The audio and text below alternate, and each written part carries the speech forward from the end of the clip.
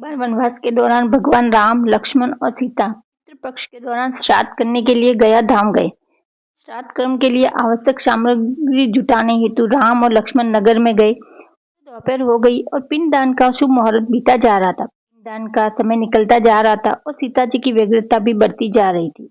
दशरथ जी की आत्मा ने माता सीता से पिंडदान करने की मांग की। सीता जी के आगे फल्गु नदी पर अकेली सीता जी दुविधा में पड़ गई। उन्होंने फल्गु नदी के साथ वट वृक्ष, केतकी के फूल, गाय को साक्षी मानकर बालू का पिंड बनाकर स्वर्गीय राजा दशरथ के पिंड दान दे दिया। थोड़ी देर में भगवान राम और लक्ष्मण लौटे तो माता सीता ने कहा, देरी के कारण समय निकलता जा रहा था, इसलिए उचित समय पर मैंने स्वयं पिंडदान कर दिया। सुनकर श्री राम ने कहा कि बिना सामग्री के पिंडदान कैसे है हो सकता है, इसका प्रमाण दो। तब सीता जी ने कहा, ये फल्गु नदी की रेत के फूल, गाय और वट वृक्ष मेरे द्वारा किए गए श्राद्ध कर्म की गवाही दे सकते हैं।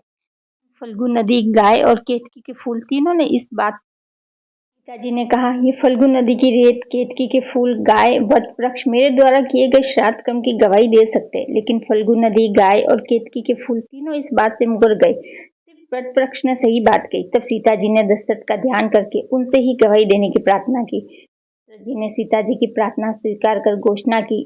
दशरथ जी ने सीता की प्रार्थना स्वीकार कर घोषणा की, सही वक्त पर सीता ने ही मुझे पिंडदान दिया। इस पर राम आश्वस्त हुए, लेकिन तीनों गवाह द्वारा झूठ बोलने पर सीता जी क्रोधित हो गई और उन्हें श्राप दे दिया कि फल्गु नदी जातु सिर्फ नाम की नदी रहेगी, उसमें पानी कभी नहीं रहेगा। इस कारण फल्गु नदी आज भी सूखी हुई रहती है। गाय को श्राप दिया, तू पूज्य होकर भी लोगों का जूठन खाएगी। केतकी के फूल को श्राप दिया, तुझे पूजा में कभी नहीं चढ़ाया जाएगा।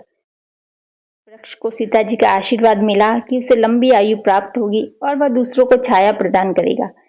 पतिव्रता स्त्री तेरा स्मरण करके अपने पति की दीर्घ आयु की कामना करेगी। यही कारण है गाय को आज भी झूठा खाना पड़ता है। केतकी के फूल को पूजा पाठ में वर्जित माना गया है और फल्गु नदी के तट पर सीता कुंड में पानी के अभाव में आज भी सिर्फ बालू और रेत से पिंडदान दिया जाता है। तो अगर वीडियो अच्छा लगा है तो प्लीज लाइक करें और चैनल को सब्सक्राइब करें।